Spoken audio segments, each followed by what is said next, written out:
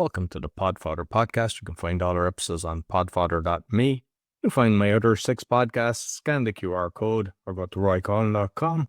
If you're looking for virtual assistants, go to va.what. My guest is a former aerospace engineer who transitioned into the world of videography and content strategy. Through his company, Thrivr, it's Thrivr design. He can tell me in a second if I'm pronouncing it right. He assists clients in transforming their business from boring into compelling content that drives engagement and revenue. From Atlanta, Georgia, USA, please welcome Nikolaj Kloch. Roy, thank you so much for having me. It's Thrivr. You said it perfectly. So, I mean, we talked beforehand, but the name Denmark, you've kind of family from Denmark. So, I mean, that's where the surname is from. Nikolaj, yeah, absolutely. My dad's Danish and my mom's American, so bit of both.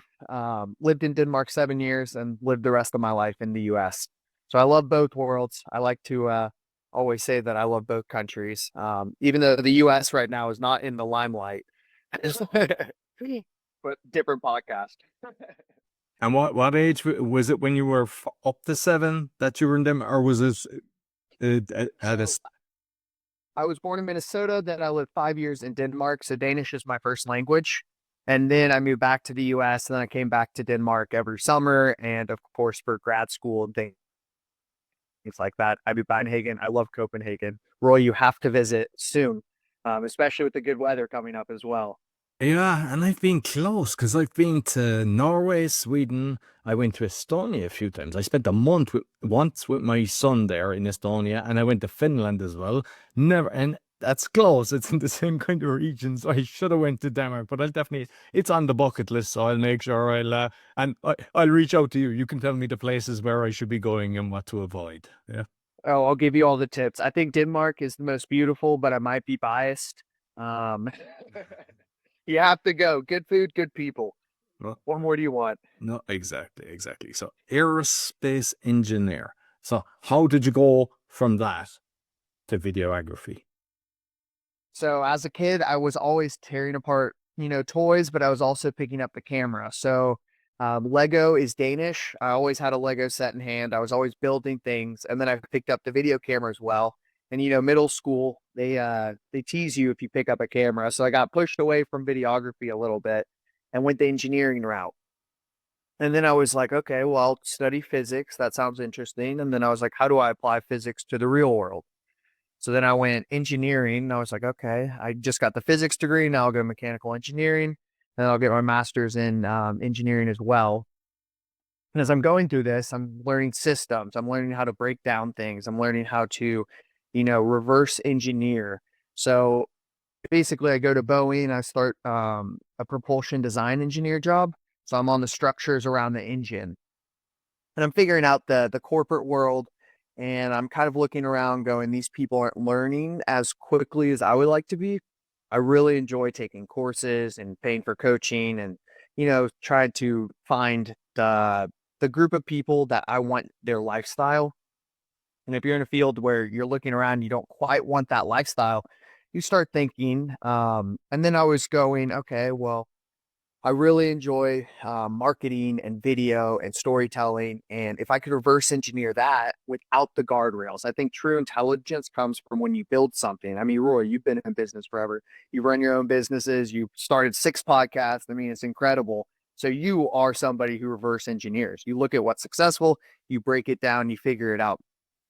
So I'm going, okay, how can I do this? And I start picking up the camera and I start looking at statistics. And I start breaking down and learning and taking courses and getting coached by professional YouTubers and people on LinkedIn with 1 million+ subscribers. And I'm just taking bits and pieces of what they do, and I'm actually breaking it down into a system. And then I start finding coaches, Fortune 500 coaches that basically are doing really well on the coaching side, but they can't get views. They're struggling to actually perform, getting those 7 sales touch points and converting that into a closed sale. So I'm kind of bringing all this together as I'm kind of going, do I want to go engineering? Do I want to go videography? Will the skill set transfer? And I take that and I start reaching out to people. I start getting deals closed. And I start figuring out, okay, well, I produce these results for this person. I'm converting these warm or cold leads into closed sales. I'm getting them more views. I'm starting to engineer their pipeline from a system, and I'm breaking that down. And as I'm going, I'm kind of figuring out that I'm getting good at this, and they're starting to spread the awareness to other people. And I'm able to really enjoy talking with people. I think that was one of my strongest skill sets, is my ability to talk to people. As you know, engineers don't really talk as much. Um, so I'm kind of transitioning. And then my wife and I were going, we want to travel. So I go full time on the videography side because we could travel with that. So we traveled the world for 10 months, Asia 6 months, and then Europe for 6 months. And we stayed with family and everything, free food, free housing. That was nice. And we basically looked at the overall system, and I was able to apply the engineering skill set to videography, which I'm really happy. And I think that's where I stand out, because it's really easy if you look at patterns for content. So if you see something performing well today, you break it down to a pattern, a structure, and you actually just pull out the pieces from that work, and you can apply it to any video. If you learn marketing today, it's going to be old in 2 months. So you really break it down, and I could just pull those bits out and then apply it. And that's kind of where I'm at today, which is bringing engineering, looking at numbers. Numbers don't lie. We were talking before the podcast about, how numbers break down into clear, concrete things, but if they're not updated, that's a different story. So I'm basically reverse engineering video content and bringing in an engineer's mind to video, to where I can say, hey, this video led to 30 sales. This 30 sales, you look at the overall pipeline and you can break it down into something that is tangible, it's real, it is something that is working. So I'm really kind of a unique person going from engineering to videography, but you're also a master of multiple trades, Roy. So I think you can relate. No, and I suppose what I learned, I think there's 20 different companies that I've had. What I've learned is it's a people business. It's like Mhm. you once you can talk to people, that's the most important thing. You can learn the skill set. You, as you say, get coaches, or what I usually do is I'd read kind of 10 plus books, and that's how I'm learning. And then I surround myself with somebody that's got a higher skill set in that area that I'm doing, Mhm. and you can do anything. I mean, at the end of the day, is if you're competent in talking to people, that's what it's all about. If you're able to raise money, I've raised loads of money for different types of businesses. So if you can raise money, that's a skill set. Whereas some people think I've studied this, that's what I'm going to be for the rest of my life, and that's Mhm. why accountants and sometimes solicitors and maybe engineers, they're miserable, because yeah, they like that, they got into that at a certain stage, and then they just get bored of it, or they don't want to do it. But they think because I've done that, that's what I can only do. And I think they have to shift their mind that they can do anything they want. Exactly. And you've 20 different skill sets then that all apply to each other. You never learn something that doesn't apply to another skill set or another business, right? So you've got 20 plus. Yeah, so, and they've all been totally different. Like, so, what I'd like to kind of, because there's a lot of like, this is kind of geared towards podcasters, but a lot of the podcasters, because I'm kind of coaching people and getting them on shows and different things as well. A lot of them have a business, and so this applies to them. They could be coaches, they could have their business, and sometimes they're using the platform to try to get people to come on board and get their message out. So if we could kind of look at it from that angle, because recreating the content as well and how to actually do it, because I suppose maybe we'll start on, sometimes people, they're just blasting out everything and they're living in hope. They never track anything, and then they're wondering why it's not working. So I suppose put on their hat and let's kind of go down the road.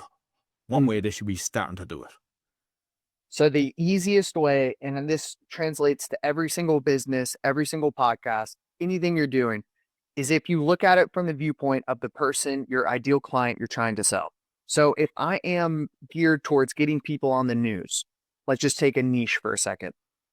If I look at that and I go, okay, what are news platforms looking for? They're looking for sound bites. So if I have people on my podcast that are looking for sound bites for the initial, or I guess the final client, I would want to break down the most impactful 30 seconds to a minute and a half clips that I could find that are just sound bites.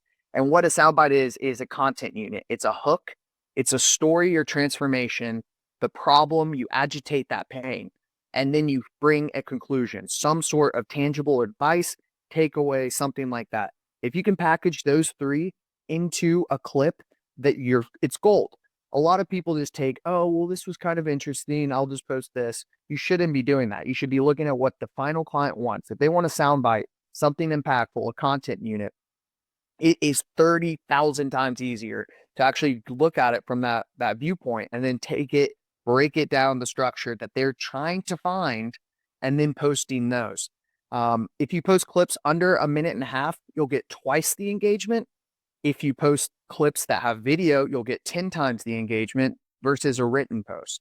So it's really just looking at it from the viewpoint of what does your final client want? If you're implementing software on your podcast, you want to break that down into what is the tangible outcome of that software. So I would look at it from, okay, so I want to automate posting content. I would break down the problems that people are having. Oh, I don't want to go and post on YouTube, LinkedIn, TikTok, Instagram, all these things. And I would agitate the pain going, this takes so much time. And then I would break it into a transformation that is, okay, look, Roy has 6 podcasts. He has gone and he has broken this down into an automation. He breaks out 10 clips from each podcast and he goes and he publishes these. And now it's automated. And the transformation is Roy gets 4 extra hours a week. So looking at what that actual person wants, the transformation, what is the questions I could ask on the podcast to agitate that? Another great point is the fact that when you're looking at any type of podcast, and Roy, you know this better than anybody, the better the questions, the better the answers. If I go, how's your day going versus how is your week going now that you just started this new business? And I know there's a lot of challenges there. Let's talk about this one challenge. You're going to get a lot more specific and honed in terms of the answer. So just by doing that on the podcast, you can also transform the dialogue towards what the outcome should be.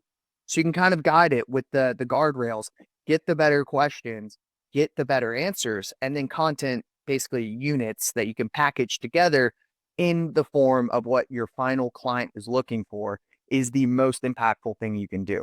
And again, that goes back to looking for patterns. If you see patterns, if you see Stephen Bartlett's podcast, Diary of a CEO, he packages them all the same. Why is he doing that? Who's his audience? Who's he going for? Is he trying to get a higher value podcast audience? So he's going more educational. What are the questions he's asking?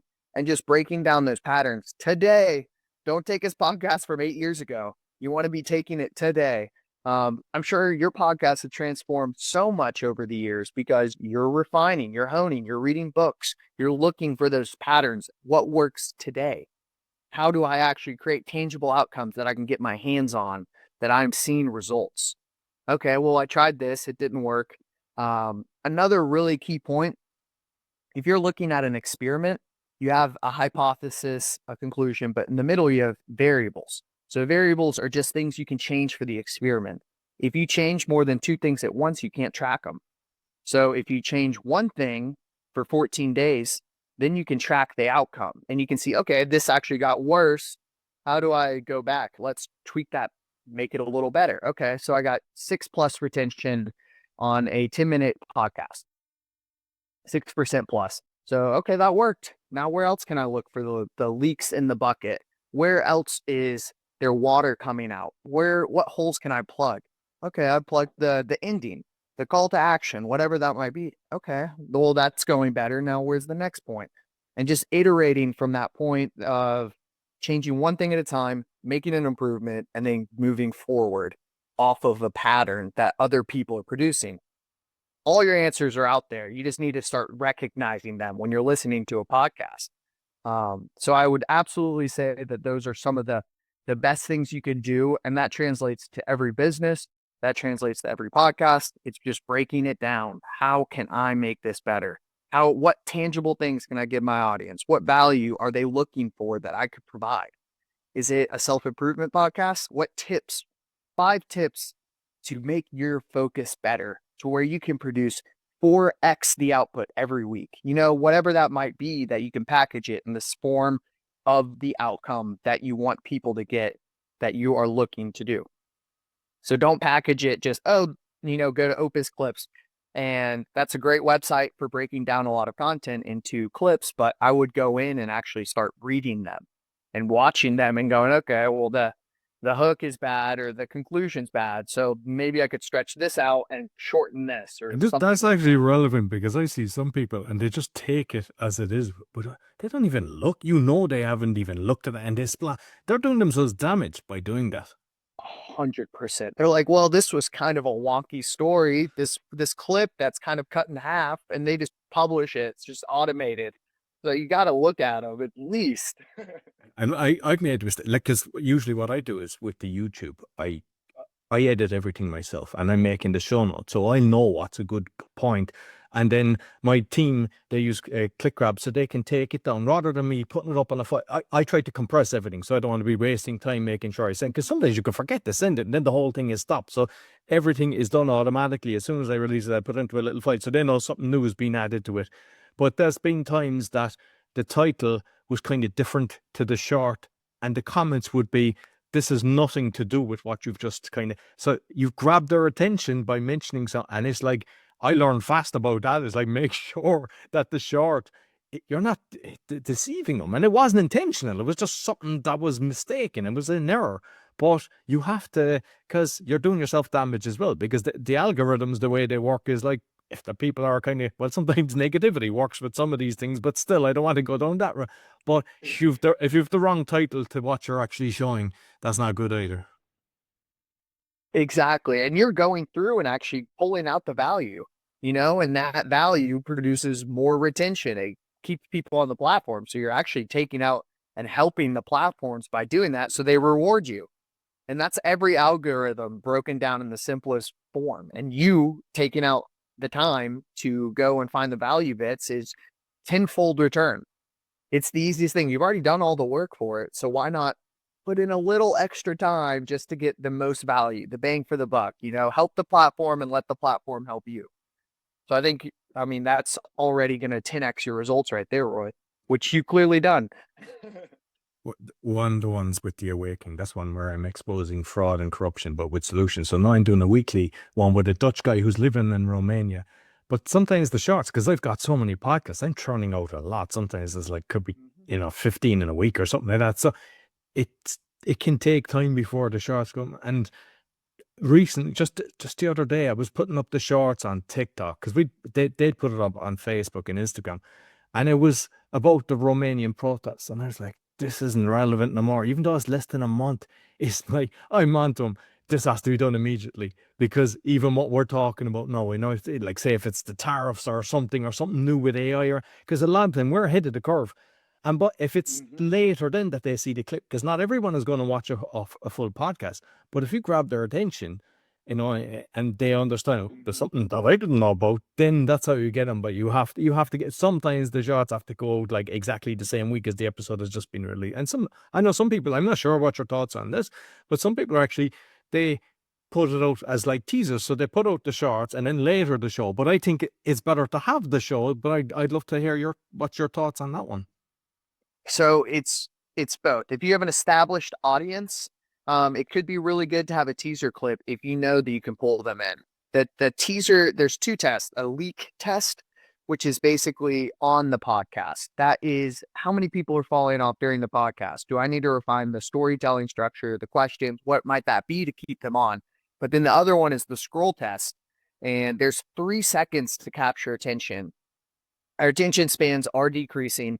And if you can know that and produce content from that viewpoint, then it's really easy to leverage, because then you just look at it from the viewpoint of what you're saying is just produce the value. So if you can beat the scroll test, it doesn't matter which way you go. If you beat the scroll test, then people go, okay, well, I really want to watch this. So I'll just go in. That was a bang for buck for my time. That was an awesome clip. I'll go watch more. But if you're going to do the other way, you really need a good cliffhanger. And the thing Stephen Bartlett does, again, he actually goes and he does a cliffhanger to get you to go watch. The problem is there is tons of sound design. There is tons of, editing on those clips. There's a lot of things that he's doing to get attention on top of that question.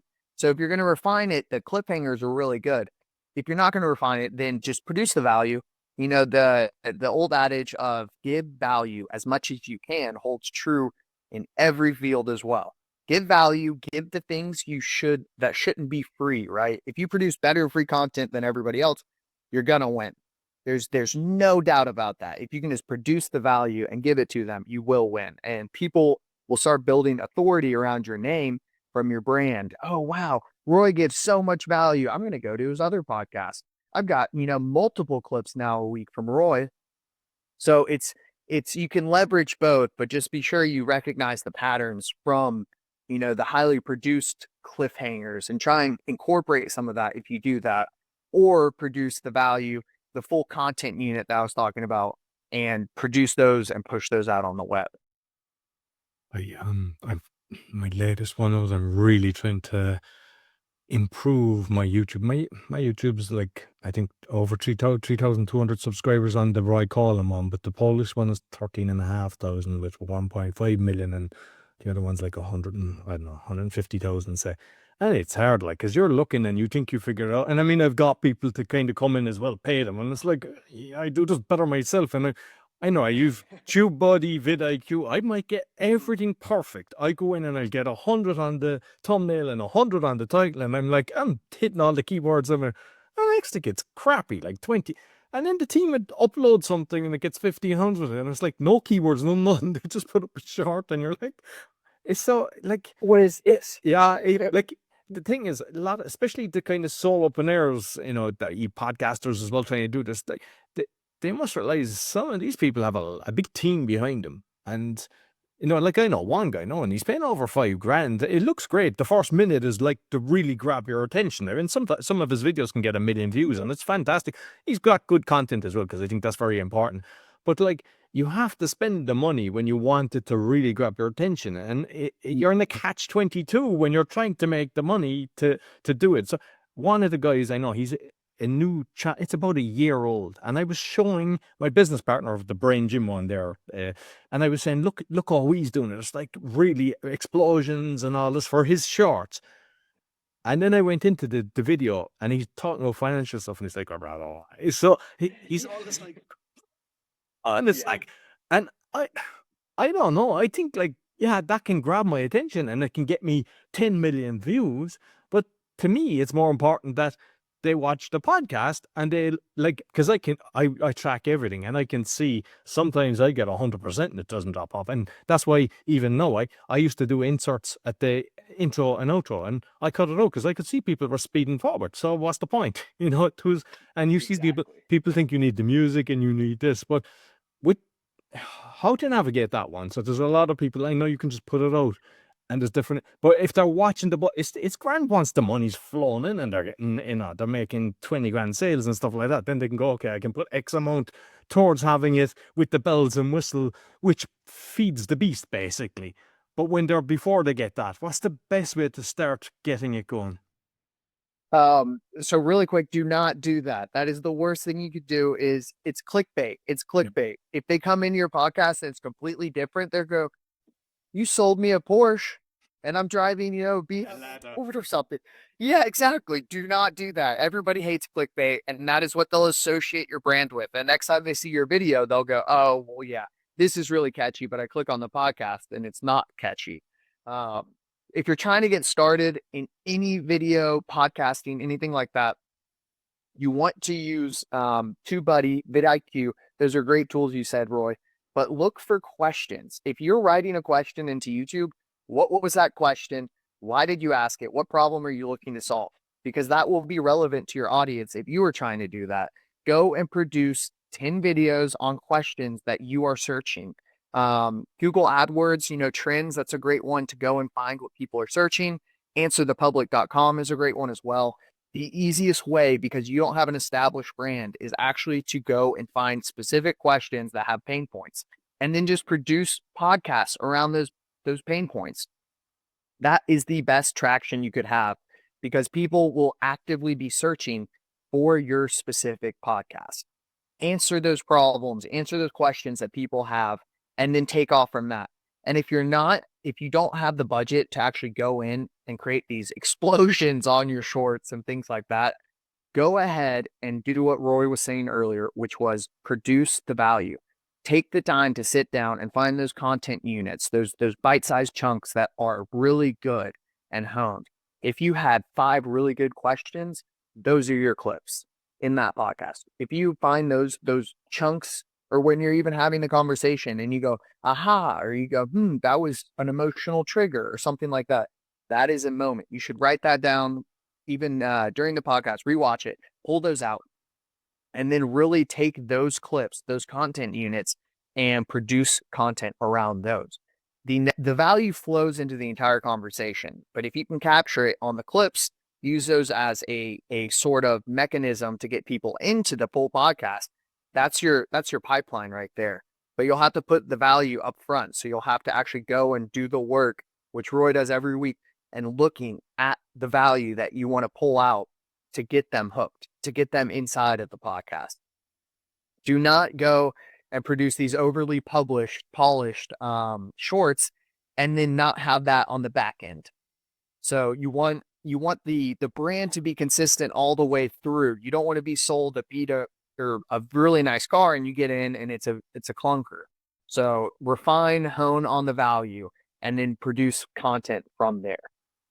And what I see a lot, and I don't do it myself just to time constraints, is having, say, a really good clip at the start, and then say for your full podcast, both audio and video, and you're putting that at the start before you do your introductions and everything. I know it, like, it definitely helps, but it's a lot of work, because if I'm extracting that, I have to break it down and then save the file, and as it's saving, it's taking a lot of time. It's slowing down the upload. I mean, by right, I should just work on different computers, but what's the benefit? Like, should I just kind of say I need to do this and just kind of do it? Have you seen the advantages of actually doing that? You know what I mean? Yeah, pick in like 30 seconds or 1 minute from the middle of the conversation, and that's the very start. So because it's the same thing with a podcast. If someone's never heard of you and then you just discuss something, you go, ooh, right, that's got my attention, and then you start the podcast like normal. That's a great way to get them into the clip, into the podcast. Another great way is the introduction. What do they specialize in? What are we going to be talking about? Those things. So if you don't want to take the time on the back end, maybe you could refine the front end in terms of the way you start the podcast. Then you could actually dive in and go, this is what we're going to talk about, these types of things.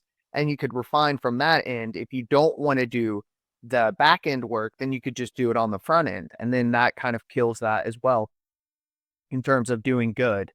But you could absolutely pull that out towards the front. All you're doing is basically giving them a cookie, a half of a cookie, a quarter of a cookie, and they want the full cookie, so they'll watch all the way through. And they could scrub, but it's going to be a lot harder than them to just watch the entire podcast all the way through.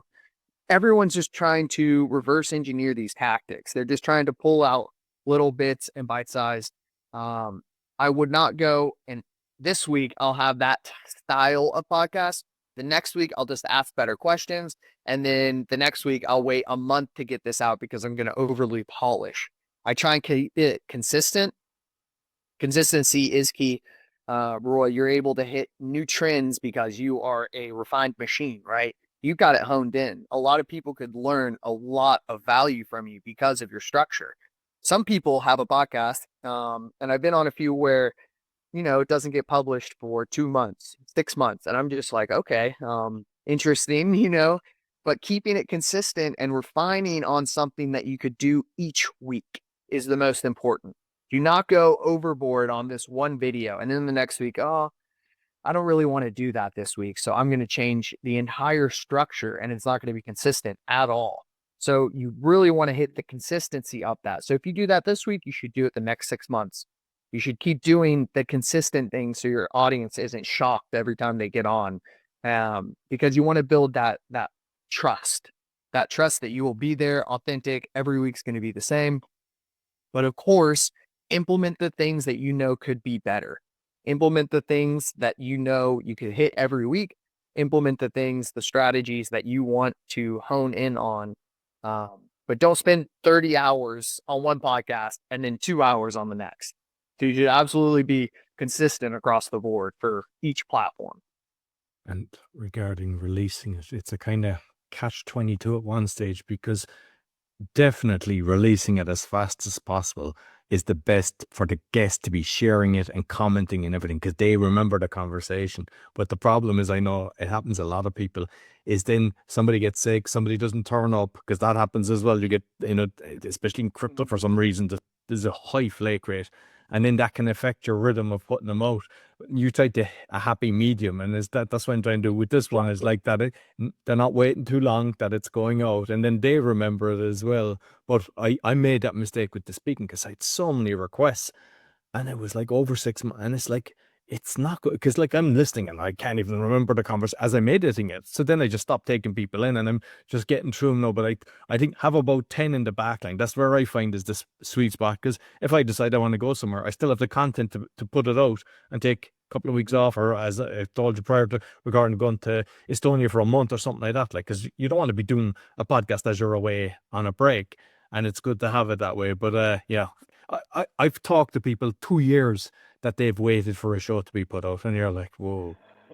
And that's like, nobody's going to remember that. They're not going to share it. So I think, just for all the podcasters listening, I think the faster you get out definitely helps. I mean, it's without a doubt.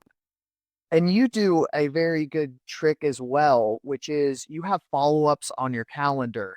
And this is something not everyone does, but it absolutely increases. I think it was 47% of people's show rates on podcasts, sales meetings, whatever that might be, by doing an automated follow-up. Hey, your podcast is tomorrow. Hey, your podcast is in an hour. We're really looking forward to the conversation.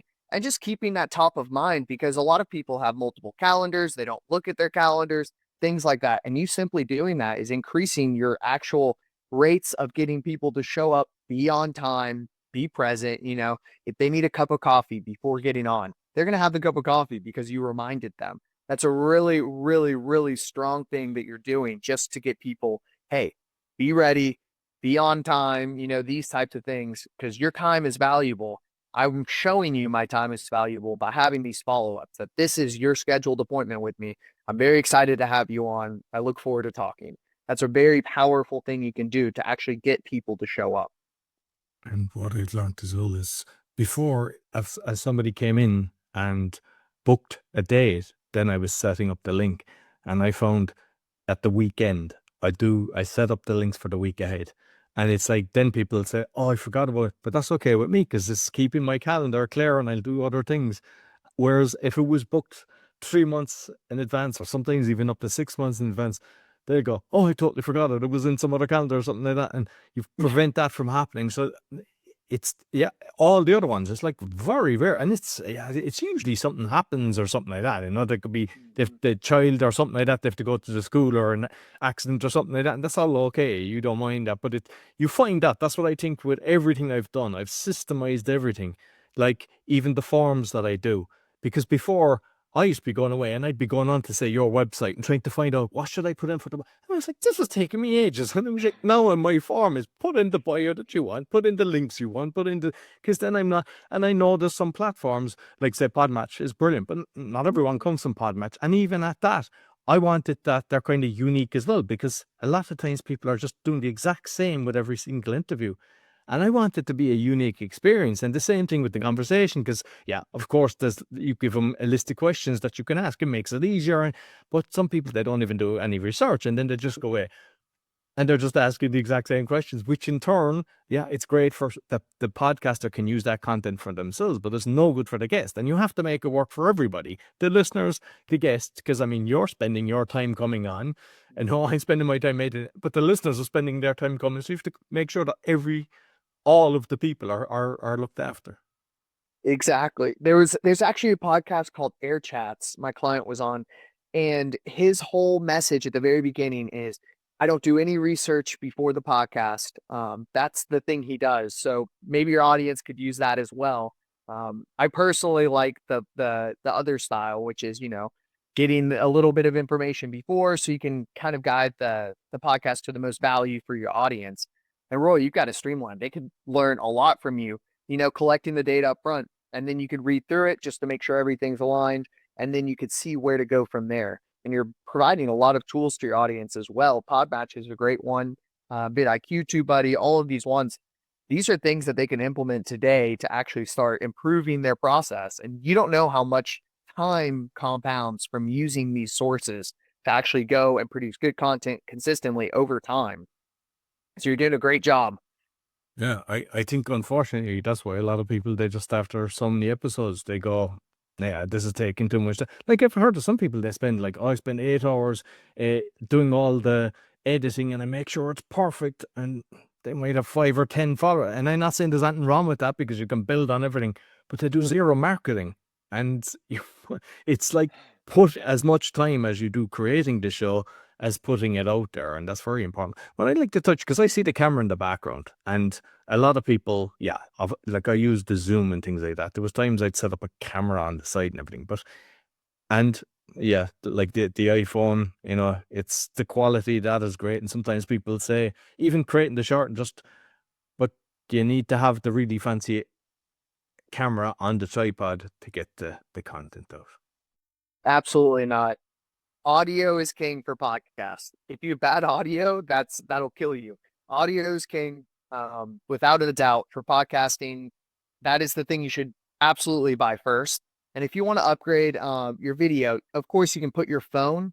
That's the easiest way. Put your phone beside it. You can connect your phone to your laptop, and then you could use that video camera. You could even record a second angle from your phone and then use the actual video from Zoom or whatever to produce that content and have a second angle. You could cut back and forth. Again, though, don't make the beast complicated before the beast is running. Make it start running, get it off the ground, do it consistently, and then you can start figuring out these things that you really polish studio. Do not start by dumping in 30 grand before you're consistent. Go in and produce the content that you want, and then start figuring out small things that you could start to improve on. Okay, I have my podcast. I want this to look better. Don't go buy a giant camera. Maybe design your background first. You've got some tables around the house. You could buy some cheap lights off Amazon or whatever you're using. And then you could start improving these week after week. It's never something you should go in and just improve everything all at once and dump in tons of money, because the first thing you need to get is in your brain, which is just consistent content on time, going and finding the right people to bring to my audience, building up that network, spending time on marketing, right? Sales copywriting could absolutely be the thing you're missing. If you're not producing marketing materials, you might need to go learn sales marketing, and then, or the copywriting aspect of that, so you can write better posts, tag them in it, and then actually produce that as a teaser beforehand. This is what you're going to learn in this podcast episode. Here's 5 tangible takeaways. Here's the conclusion. This is going to be fun. Going in and actually producing that. Easiest way to learn sales copywriting is to just look at the podcasters you want to be like and emulate that. What are they writing? How are they writing it? Are they using complete run-on sentences? Most likely they're using short, choppy text, full sentences here, and they're kind of writing in a rhythm. So I would absolutely say you don't need this camera, this, $10,000 setup. You need something that is just refined, streamlined, improve on it over time, and figure it out. I'm a professional videographer, so you do not need this setup, right? That is for that specific field. Just refine over time, invest in the lowest hanging fruit first, get consistent, and build from there. Get the habits in your brain that I'm going to work on this for these 3 hours today, tomorrow, these 30 minutes, the next day, and then get that system in place.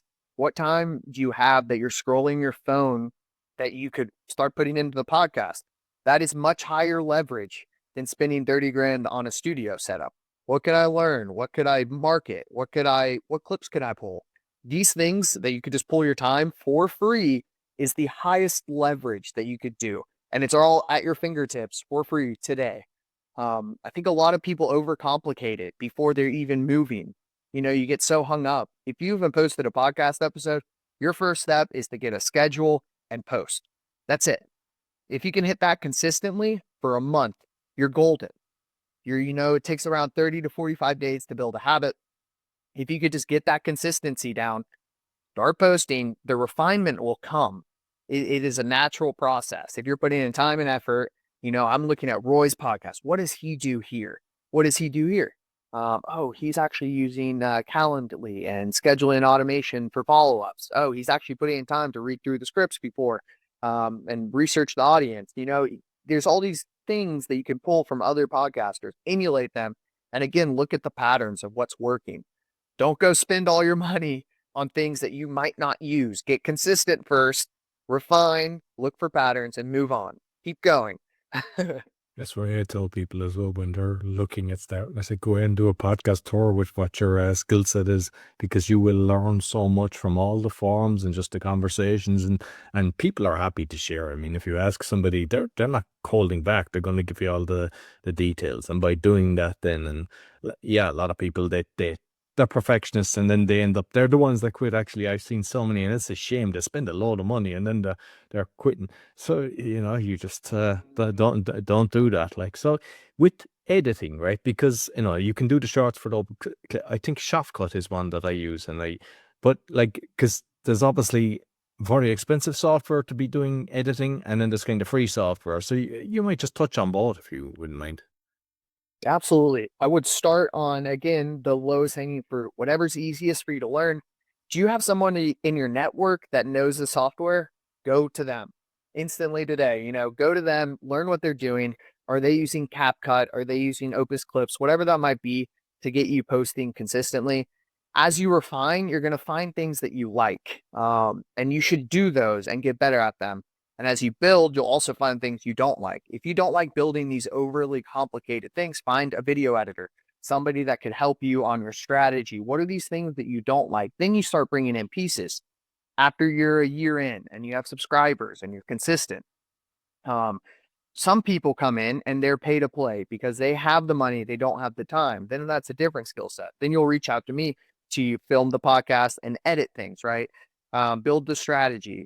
Other people don't have that. So then they'd reach out and they go, oh, well, I don't have the budget for that. And then I go, okay, here, you could have this strategy. You could do these things. Here's what you could do today. I'll talk to you in 6 months. Like, just keep moving, keep going forward with editing. One big thing is to really look at the thing you want to produce and then figuring out what is the easiest way to do it. There's a lot. I use the Adobe suite. It's a professional video editing platform with Photoshop and all these things. And that is a really complicated beast, right, to start with. So I would start with something that you could use.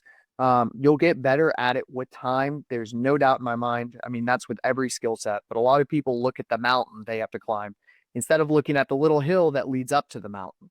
So you should really be looking at it from a standpoint of, okay, who do I know that knows the software? What can they teach me? Could I reach out to Roy or Nikolaj and figure out basically what it is that I should start with? Could I have anybody in my network? And podcasting's humongous on networks, on just having people that you could reach out to. And that is one of the biggest, highest returns on investment for a podcast as well. They get exposure. They're giving you value for their time. You can reach out to those same people that you have on the podcast. A lot of those people are podcasters. So then you can start going, hey, what are you doing here for video editing? Oh, I use CapCuts and I really love the functionality to pull out all the pauses, ahs, so you can condense down the podcast and produce more value. There's these, you should look at the tool for a solution to your problem. What is the problem I'm having and how can I solve that? You shouldn't be looking at the tool going, okay, well, here's a, $1 million a year budget podcast and I want that. So I'm going to learn how to do that today. And solve the problem that's right in front of you today. Don't look at the mountain, look at the little hill leading up to the mountain, right? And the mountain looks a lot smaller when you're already up that hill, that first hill. So it's bite-sized pieces. What problem am I dealing with today? Okay, well, I want to edit out the front end of this video. Okay, well, I could download the video to my phone and I could use iPhone's built-in shortening version. So you can just trim off the edges, and then you could have basically where you talk before a podcast. You can just cut that out easy, post it. Day one's done. Congratulations, you're moving. You're going. Next week, okay, well, I want to edit it out this little bit, and maybe I want to put some music on the intro and the ends. Okay, well, CapCut's I think $8 a month or something like that. I'll go sign up for CapCut and I'll look up a YouTube video on how to add background music. That's the problem in front of you. Let's solve that. Okay, well, then the next week I want to add captions. That's the problem in front of you. I'm going to go search how to do that in the same software I'm using in CapCut. Okay, boom. I think CapCut's easier. And then you get into DaVinci Resolve and all of these other ones. If you want to solve the problems that they can solve, then by all means, go ahead and start those if you want to start climbing that mountain. But don't look at it and take a 6-month course in that video platform. Take it, what's the problem today? Search that specific problem, solve your own problem, and move on. And don't forget to share the problems with your friends that are also podcasters. Those people are dealing with the same things. So if you have some specific problem you think nobody has, and you have a group, hey guys, I solved this today. Here's what I did, blah, blah, blah. Reach out if you want help. Provide value to your friends, and then it comes back when they have a problem. They're 10 steps ahead on the business side. And they're going, oh, I found this great sponsor through this platform, and you can find your own sponsors here for any size. So that's a great way, is just solve the problem at hand. Don't look at the full essay that you have to write. Just look at the first question and then solve it and move on. No, that's fantastic advice. And yeah, it's kind of the way they do. But a lot of people, they try to take the whole lot, and yeah, it doesn't work. And yeah, like when I started off with the sound, because I wasn't technical, I started using Audible. It was a videographer that I met through Toastmasters, and I paid him for like half a day. He came down and he said, do this, this, this, this, this. And then he was watching me as I done it, and I did that for a few years, and and then eventually, like, I started using Adobe for the sound enhancement and everything, and it's a different level. And now I'm even remastering early ones of the Polish one, because there was a few complaints because the co-host was using, even though they had a microphone, I think half the time the laptop was on, and the difference. So I just put them out and saying, hey, this is the remastered one just in case, and when someone comments. And you can do it. But that's the way I've always done, same, the lighting and everything. And you just say, how do I do this? Like, one that's not that long ago was on YouTube. I was like, how are people doing the chapters? And I was like, yeah, that's... And I just started putting in, plus having the show, the show. So now you go into my YouTube channel and you can hit it and it brings you straight to the podcast. But also, if there's a certain topic, you hit the time frame and it's bringing you to that. It's simple to do now that I know, but I didn't. And it's just a case of you see something, you go, okay. And especially with AI, you can just go, how do I do this? And it's going, boom. And a lot of the time it helps you. But as you mentioned at the start, I think some people are afraid to spend a few bucks on having a coach. Even like I created a course as well, and I got the same guy and he done it in such a way and prepared me, and it was kind of brilliant lighting and everything. I know you can do Loom with the little circle, or you can just do the thing. But it's a case of, yeah, if you're watching the budget, you can actually do these different things and create it. But when you do it professionally, if you've got someone there, plus they get you in a kind of relaxed state and they know what works and how you're coming across. And sometimes it's worth investing in yourself. You don't have to do it all at once, but in the different stages. Exactly. But I love what you said, to be honest. It's like just step by step by step, instead of going, because a lot of people, they become overwhelmed. They think of every single thing they need to do. And that's how when I'm coaching people, is I never give them too much. I'm always just, no, we do this, you let me know when you're ready. And they love it, because they're like, sometimes they might take a bit more, but they know that, and they can always reach out on WhatsApp. And I think that's the main thing. It's just bite size. And then, as they say, the elephant, how do you eat an elephant? One bite at a time. So it's good. Exactly. Another great software, I just want to mention this. This is my favorite free software for audio enhancement. It's adobepodcast.com. If you just Google Adobe Podcast, it'll come up. It's free software. It goes in and it edits it for you in 2 minutes, something like that, for 10 minutes of audio. And I mean, it comes back tenfold, so much better. And you just click a button that says download. There's 2 sliders, one for background noise and one for audio enhancement. And it is just the best. So that's one of the best that start implementing today. If you don't want to pay for any software and you just want to go the iPhone route, trim the edges and move on, Adobe Podcast, that's a great one. No, and to be honest, what I need to do, because like I have the paid, I don't know, is it 13, I don't know, is it euro, 13 euro a month? It's very cheap for what you get. But, and you're allowed up to, I don't know, is it 5 hours a day or something like that? So normally I'm kind of doing them as I do a show, I'm putting them up rather than at the weekend where I could have too many and I'd run out of the time. But it doesn't allow me to do more than 2 hours. So then you have to just split it and put it up separately. Like, so that's the only downfall, because with my live ones, the odd time they can be over 2 hours, but I think the quality of that is incredible. I mean, because, you know, when you've got good earphones and you're listening, you're going, wow, the differences, especially because sometimes you can have a guest coming on and they might be a brilliant guest, but they don't have a microphone and they're just in. You could say it's better to do it like, and you wouldn't know. It enhances it so much. It's brilliant. Exactly. And that makes the world of difference. If somebody's sitting in their car with the volume all the way up, you know, that difference makes it's tenfold. So you're making the experience better for the end user. Yeah, and on the opposite end of the spectrum, it's like 2 seconds. Audio's gone. It's crap. I'm gone. I'm never coming back. So you shouldn't put out things just winging it and think, oh, I'll improve this later. You said it at the start. The sound is very important. You know, if you're watching a video, it's not the same. It's not the same as if you're watching a video, but the audio is critical. Yeah, absolutely. 100%. And you're helping a lot of people by doing that one problem at a time. Let's solve this. And then next week, let's come back. Instead of here's a 30-page document on everything you have to do to become, you know, a 10,000 subscriber podcast, producing $10,000 per month. Instead, it's like, all right, what's the first step?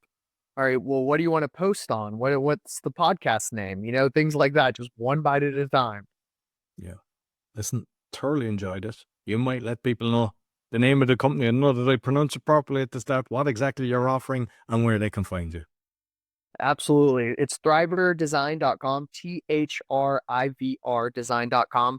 And my socials are on there. My LinkedIn page is my go-to. Feel free to reach out with any questions, anything like that. I help with the overall strategy to basically get you more attention. I think that's the best way to put it, is that we go for your ideal clients to get more attention. And I just want to say, Roy, it was an absolute pleasure. Thank you so much for having me. It was a blast. No, thoroughly enjoyed it. And I think you gave a critical point, one bite at a time, one step at a time. And it's like, and then, you know, people then get there. So thank you very much. Thoroughly enjoyed it. One podcast at a time. Exactly. Well, that's the thing. That's what I did. Because I know people, they've tried to come, oh, I'm going to do 3. And then they go, ooh, overwhelmed. That's what I did. Each time I felt everything is systemized. Next one. And yeah, so yeah. Another good tip. So Yeah. so you so much. No problem at all. So you find everything about me, scan the QR code, and the 6 podcasts. I'm not going to tell you what they all are. You have to check them out or go to roycollin.com. If you're looking for a virtual assistant, go to va.world. We have packages from $99. And be sure to give us a thumbs up, 5-star rating, share with your friends, and comment. We love to read your comments. Until next week, take care.